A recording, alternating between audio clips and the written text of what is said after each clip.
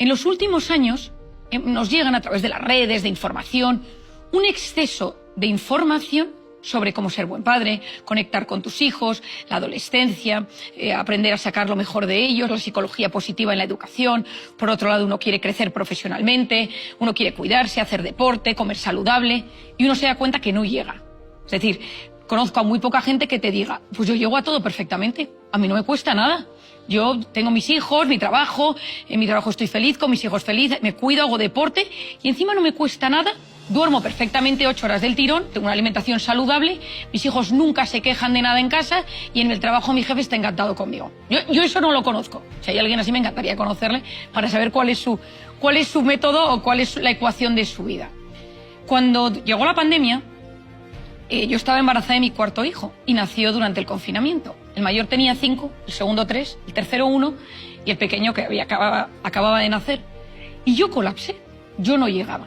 Yo intentaba ayudar como psiquiatra durante el confinamiento, ayudar a mi manera, intentar divulgar, intentar pues, a mis pacientes no abandonarles en ese momento. Intentaba cuidarme, acababa de tener un bebé, intentaba que mis hijos comieran más o menos bien y me di cuenta que era absolutamente imposible. Lo pasé mal, sufrí. Y un día me senté con una cartulina delante en la mesa de mi casa y empecé a apuntar todas las cosas que yo quería hacer, que me apetecía hacer más o menos bien. Cuidar de mi marido, cuidar de mis hijos, cuidar de mi salud, seguir divulgando, estudiar, contestar los correos que me llegaban. Y salieron como 30 cosas. Entonces me di cuenta que era absolutamente imposible, sobre todo con un niño que había que alimentar, el pequeño que acababa de nacer.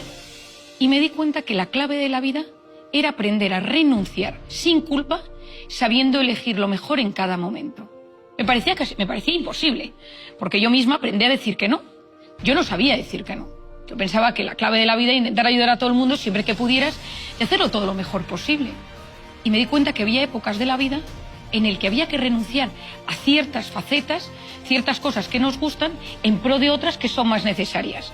A veces son momentos de la vida, otras veces son semanas de la vida, otras veces son días y otras veces son años.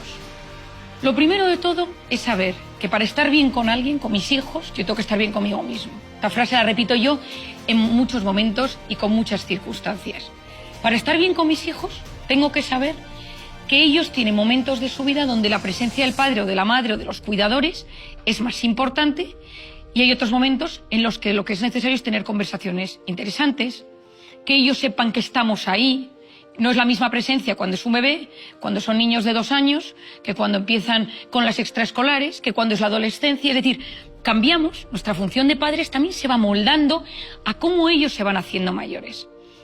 Y aquí entraría con varias ideas importantes. La primera es un concepto que a mí me ha ayudado mucho en mi vida personal y que yo lo empleo en consulta. Y de hecho sale en mi último libro, en el Recupera tu mente, reconquista tu vida. Le dedico un capítulo a esto, lo que denomino la batería mental. Es un concepto. Nosotros tenemos la corteza prefrontal, que es la zona de nuestro cerebro que nos ayuda a conectar, a resolver, a prestar atención, a ser capaz de gestionar mis impulsos, mi impaciencia, mi irritabilidad. Una zona muy importante. Nosotros durante muchos años hemos pensado que la corteza prefrontal, la atención, es una pila eterna, que uno puede estar trabajando 24 horas delante del ordenador y que uno debería funcionar 24 horas delante del ordenador porque hace deporte y come bien. La realidad es que esa pila, yo la llamo la batería mental, a lo largo del día se va desgastando. Uno duerme 8 horas, se levanta fenomenal. Imaginemos que tiene la pila al 100%, al 95%, porque 100% pasa menos veces al año. Se levanta con el 90-95% de la pila, coge el coche, el autobús, el metro, va a trabajar, la pila empieza a bajar. El tráfico, los gritos, llegó tarde, se ha estropeado el metro, el autobús no llega. Es decir, las múltiples variables que van sucediendo. Llego al trabajo, tengo una discusión, viene mi jefe, un compañero, no me da tiempo de comer bien, como mal, no me sienta bien. Y de repente llego a casa a las 6, 7, 8, 9 de la tarde. La batería está en menos del 20%. Una de las cosas que yo digo, simplificando, es que cuando mi batería está en menos de un 20%, sale mi peor versión. Abro la nevera, ya no me apetece brócoli, lógicamente, y ya me apetece pues ese hidrato de carbono con sal y azúcar poco saludable o pedir comida a domicilio.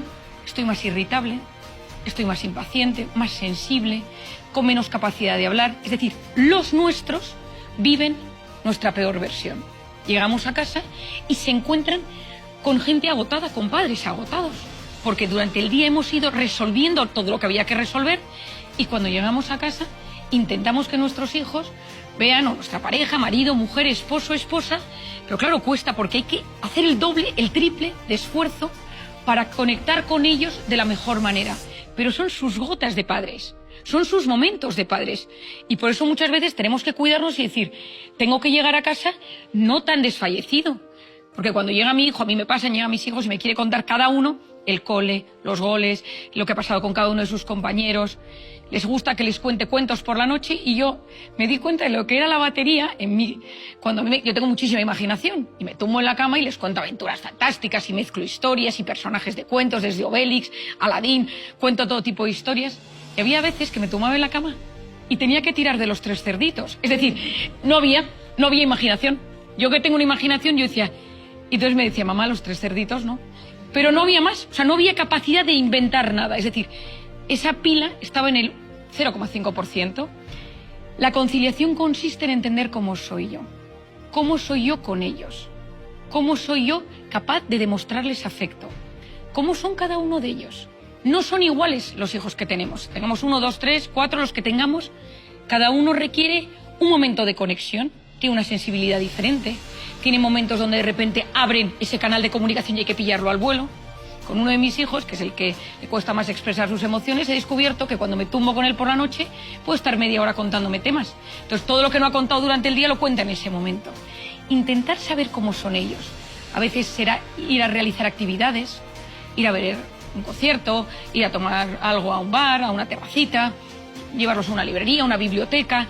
Es decir, vivir experiencias con ellos. En el caso de la adolescencia funciona muy bien porque te hablan si tú te sientas a su lado y les dices cuéntame cómo estás, probablemente les cueste mucho más expresar que si es realizando una actividad. Pero como padres tenemos que saber que no siempre estamos al 100%. No nos podemos culpabilizar constantemente.